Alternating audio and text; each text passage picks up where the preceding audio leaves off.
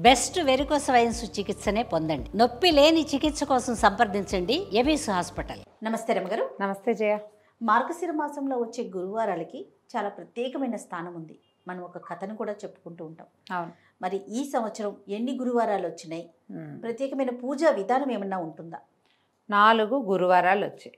మామూలుగా గురువారాన్ని లక్షవారం అంటారు కొన్ని ప్రాంతాల్లో. అవును. మనకి ఈ సూత్రాలు మార్చుకోవటం, లేదా ఏదైనా ఇంట్లో బూజులు తెలపటము, ఎవరికైనా డబ్బులు ఇవ్వటము, అలాంటివి మంగళ శుక్రవారాలు వద్దని. కొన్ని చోట్ల శుక్రవారమే నియమం. ఆ రోజు ఇవ్వకూడదు, ఆ రోజు బూజులు తెలపకూడదు, ఇంట్లో నుంచి చెత్త కూడా బయట పెట్టకూడదని నమ్ముతారు. అయితే ఈ గురువారం నాడు కూడా ఇలాంటివి చెయ్యని విధానాలు కొన్ని చోట్ల కనపడతాయి. మా గురువారాన్ని లక్షవారం అనే పిలుస్తారు. శుక్రవారం ప్రఖ్యాతంగా మనం లక్ష్మీ పూజ చేసుకుంటాం.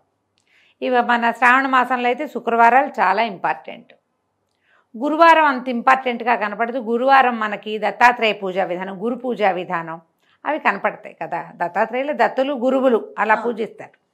కానీ ఈ మార్గశిర గురువారాల్లో లక్ష్మీ పూజ చాలా ముఖ్యంగా చెప్తారు. ఇదొక లక్ష్మీ వ్రతం. దీనికి పెద్ద పూజ హడావిడేం లేదు. లక్ష్మీదేవికి షోడశోపచారాలు శుక్రవారం నాడు ఎటా చేసుకుంటామో అదే పూజ. ఓకే. అయితే ప్రత్యేకంగా ఇందులో కొన్ని నియమాలు మాత్రం ఉన్నాయి. ఈ మార్గశిర గురువారాలకి నియమం ఉంది. వ్రతానికి ఒక కథ ఉంది. ఆ కథ చెప్పుకుని అక్షంతలు వేసుకోవాలి తల మీద. మీరు నోముగా చేస్తే, నోములు ఉన్నవారు, నోము ఉండి ఉన్నవాళ్ళు, లేదా ఈ సంవత్సరం నుంచి చేద్దాం అనుకునేవాళ్ళు చేసుకోవచ్చు. ఇది మా ఇంట్లో ఆనమాయి లేదు, ఆన లేకపోతే చేయకూడదు అంటారు కదా, మాకు లేదండి అంటారు. లేకపోయినా గురువారం శుభ్రంగా పూజ చేసుకోవచ్చు. లక్ష్మీ పూజ ఈ దీంట్లో నియమం ఏంటంటే, ఈ శుక్రవారం నాడు తలస్నానం చెయ్యాలి, కానీ నెత్తికి నూనె పెట్టుకుని వదిలించుకునే వ్యవహారం చేయకూడదు. ఈ గురువారం నాడు తలకి నూనె రాయకూడదు. లక్ష్మీదేవికి శిరోభారం వస్తుందట, తలకాయ నొప్పి వస్తుంది. అందుకని మన తల జిడ్డుగా ఉంటే, తల ఊరికే జిడ్డుగా ఉన్న తలలు లేకుండా చూసుకోండి. నెత్తి మీద నీళ్ళు పోసుకోవాలి. పిడప పెట్టుకుంటాం కదా ముందు, తల నీళ్ళు ఆరడానికి. తర్వాత ఆ పిడప తీసి పక్కన పెట్టి నీళ్ళు ఆరిపోతే దువ్వుకోవద్దు, దాన్ని ముడేసేసుకోవాలి. విరబోసుకుని వంటలు చేయటం లాంటి వ్యవహారాలు చేయబోకండి. దాన్ని మూడేసుకోవాలి. లేదా నాలా పొట్టు చుట్టు వాళ్ళు అనుకో, మడత పెట్టి ఒక క్లిప్పు పెట్టుకుని జుట్టు వేళ్లాడకుండా చేసుకోవాలి. తల దువ్వకూడదు పూజ అయ్యేదాకా. మామూలుగా మనం ఏం చేస్తాం, పొద్దున్నే స్నానాలు చేసాక కొంచెం తలకాయ చక్కగా దువ్వుకుని కాసిన పువ్వులు అవి ముడుచుకుని కూర్చుంటాం పూజకి. ఇప్పుడు తల దువ్వుడు లేకుండా పువ్వులు ముడుచుకోవచ్చు. దువ్వకూడదు, నెత్తికి నూనె రాయకూడదు. పూజ అయ్యేదాకా ఇట్లా నోట్లో ఏది వేసుకోకూడదు. ఈ నియమం ఉంది ఈ మార్గశిర గురువారానికి.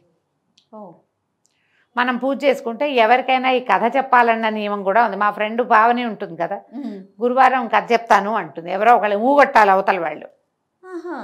వాళ్ళు ఒకళ్ళే ఉన్నారనుకో, ఇంట్లో ఎవరు లేరు, ఎవరికైనా ఫోన్ చేసి కథ చెప్తాను ఊగొట్టు అని కొట్టించాలి. ఆ కథ చెప్పాలి ఒకరికైనా. మీకు ఎంత అదృష్టం రమ్మగారు, కొన్ని లక్షల మందికి చెప్తా ఉన్నారు. చెప్తాను కదా నేను, నిజం రమ్మగారు, ఏటా చెప్తున్నాను నేను. గురువారం నాడు ప్లే అయ్యిందంటే ఇంకా అదృష్టం. ఊరికి ముందు వినేస్తే కాదు, ఆ రోజు వింటే. ఈ కథ నేను చెప్పే కథ మీరు హాయిగా విని అక్షింతలు వేసుకోండి, హ్యాపీగా సరిపోతుంది. ఇంకేం లేదు, కథే చెప్తాం. అలాగే రమ్మగారు. మీరు పొద్దున్నే ఏం చేయటం, తలస్నానం చేసేసి ఏమీ నోట్లో వేసుకోకుండా, ఇల్లు అవి శుభ్రాలు ముందే చేసుకుని తలస్నానం చేస్తాం కదా, ఇల్లు శుభ్రం చేసుకుని లక్ష్మీదేవికి మీకు ఆల్రెడీ ఇంట్లో ఉన్న విగ్రహమే స్వరూపమే ఉంచుకోవచ్చు, ఏం పర్వాలేదు. ఆవిడకి పూజ చేసుకోండి. షోడశోపచారాలంటే ఏముంది, ఆవాహనము స్థాపనము చేశాక నవరత్న గచ్చ సింహాసనం, అర్ఘ్యం పాద్యం ఆచమనీయం, స్నానం, ఆభరణం, వస్త్రం, పుష్పాలు, గంధము వరుసగా సమర్పిస్తామా. అయిన తర్వాత లక్ష్మీ అష్టోత్తరం చదువుకోండి. లక్షణంగా ఏం పెద్దది శాస్త్రమే చదవాలన్న నియమం లేదమ్మా. మీకు అందరికీ ప్రకృతి అయిన మహా, ఓం వికృతి అయిన మహా ఉన్నాయి కదా నామాలు, 108 చిటుకుని అయిపోతాయి. ఏ స్తోత్ర నీతి ఇలాంటి యాప్లోనూ చక్కగా లక్ష్మీ అష్టోత్తరం అని కొట్టారంటే వచ్చేస్తుంది, ఎక్కువ సమయం పట్టదు. 108 పువ్వులుంటే చక్కగా పువ్వులు సమర్పించి అర్చన చేసుకోండి ఒకటి. లేదా 108 పువ్వులు లేవు, కాసినే ఉన్నాయి పువ్వులు, ఓ చిటికెడు కుంకుమ పట్టుకోండి. నా వేళ్ళు చూడండి ఏం చేస్తున్నానో పట్టుకోండి. ఆ పట్టుకుని ఈ పుస్తకం చూసుకుని అది చదువుకోండి. అయిపోయాక ఈ కుంకుమ సమర్పించి దండం పెట్టుకోండి. స్తోత్రం అయ్యాక ధూపం, దీపం,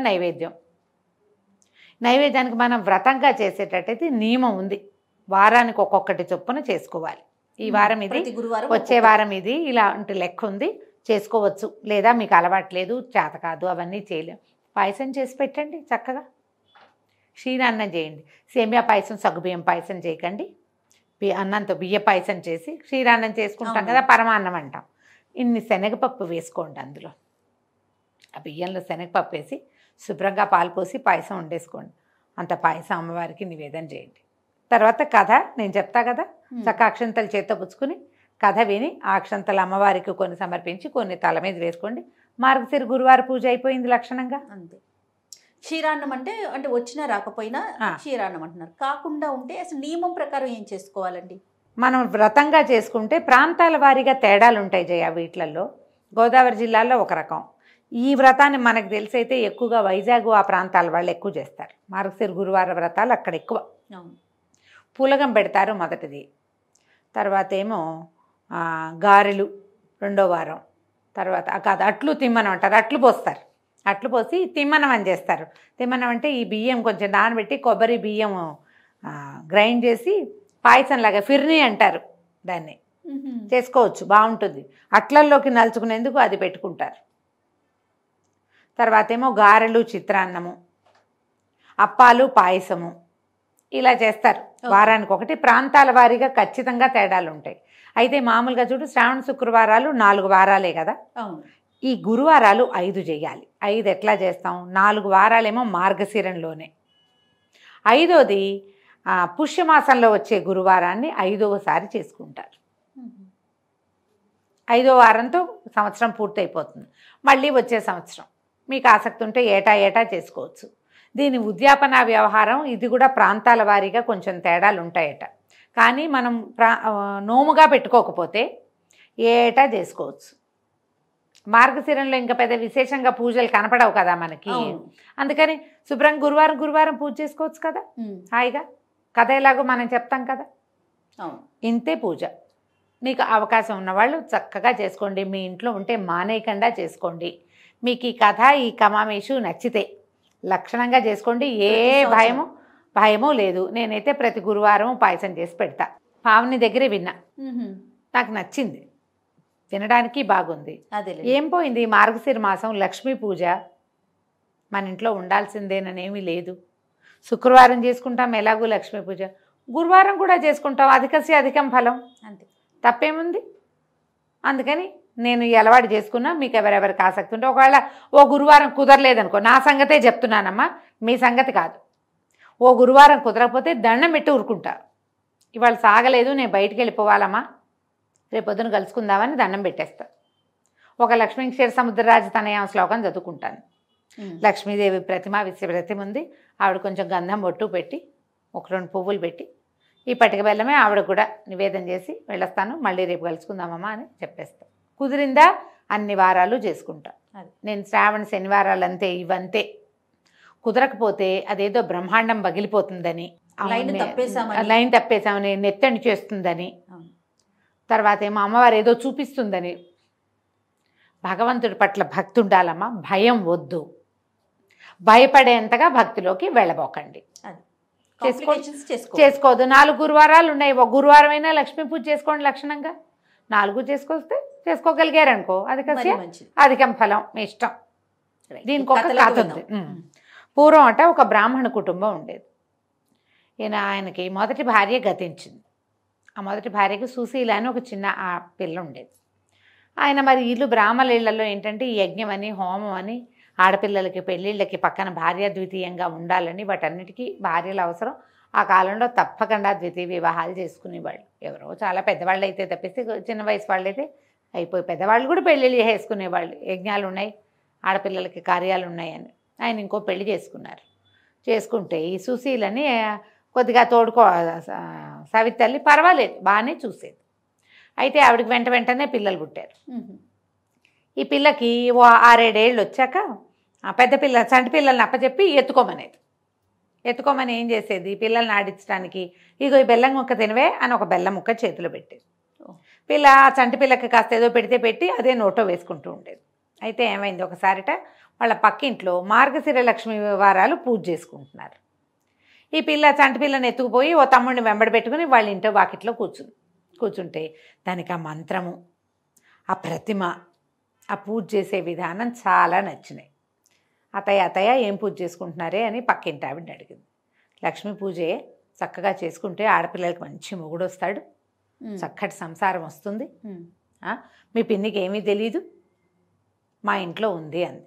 ఈ పిల్లకి చాలా నచ్చింది. మొదటి గురువారం నాడు చూసింది. ఏం చేసింది, రెండో గురువారం నాడు అది పిల్లలకి బొంగరాలు చేసుకోవడానికి బంకమట్టి తెస్తే ఆ బంకమట్టితోటి చక్కగా చిన్న లక్ష్మి వాళ్ళ ఇంట్లో పక్కింట్లో ఉంది కదా, అది చూసి అంత లక్ష్మీదేవి ప్రతిమ చేసుకుంది. ఆ ప్రతిమకి వాళ్ళ దగ్గరే వీళ్ళ వాకిట్లో కూర్చుంటే వాళ్ళ ఇల్లు కనపడుతూ ఉంటుంది. ఇక్కడ కూర్చుని జిల్లేడు పువ్వులతోటి కాసినేవో ఆకులు చేతికి అందినవి చక్క పచ్చగా బాగుంటే ఇప్పుడు ఇట్లా తుంచామనుకో ఇవి వస్తాయి, మన దీనిలాగా తులసి దళంలాగా వస్తాయి కదా, అట్లా దళాలు కోసుకొచ్చి కొన్ని చెట్లాకులు ఆకులు పువ్వులు సమర్పించి నైవేద్యంగా బెల్లం సమర్పించి పూజ చేసుకుంది. అక్క ఏదో చదువుతోంది కాబట్టి పక్కనున్న పిల్లలు కూడా మాట్లాడకుండా కూర్చున్నారు. కూర్చుని చక్కగా పూజ నడిచింది. పిల్ల బాగుందిగా. వచ్చే వారం ఈ వారం కూడా చేసింది. 4 ఆ సంవత్సరం 5 గురువారాలు వచ్చినాయి. వాళ్ళు మొదటి వారం వాళ్ళ ఇంట్లో చూసి 4 వారాలు చేసుకుంది. బాగుంది. వాళ్ళ ఇంట్లో పుష్యమాసంలో గురువారం కూడా చేశారు చెయ్యాలని, అప్పుడు కూడా చేసుకుంది. ఈ లెక్కన 5 గురువారాలు అమ్మడు చేసింది. దానికి చాలా సంతోషం వచ్చింది. ఆ ప్రతిమని దాపెట్టుకుంది ఎక్కడో. మరుసటి సంవత్సరం కూడా చేసుకుంది. తల్లి తండ్రి బాగుపడ్డారు. అంతకుముందు సామాన్యమైన కుటుంబం వాళ్ళది. కాస్త శుభ్రంగా చెయ్యాడేలాగా వచ్చింది వాళ్ళ పరిస్థితి. 3-4 పిల్లలు కూడా పుట్టారు. 3 మగ పిల్లలు 3 ఆడపిల్లలు పుట్టారు. ఈ అమ్మాయి ఒక్కతేగా, వాళ్ళు 5-6 ఉన్నారు. బాగుంది. పిల్లకి 14వ ఏడు వచ్చేసరికల్లా పెళ్లి చేశాడు తండ్రి. ఇంకా పెద్దది అవ్వకుండానే చేశాడు. పెళ్ళయ్యాక కూడా ఇక్కడే పూజ చేసుకుంది. వ్యక్తత వచ్చాక కాపురానికి తీసుకుపోయారు. ఇంకో ఏడాదికి అనమాట. అప్పటి కూడా వీళ్ళు బాగానే ఉన్నారు.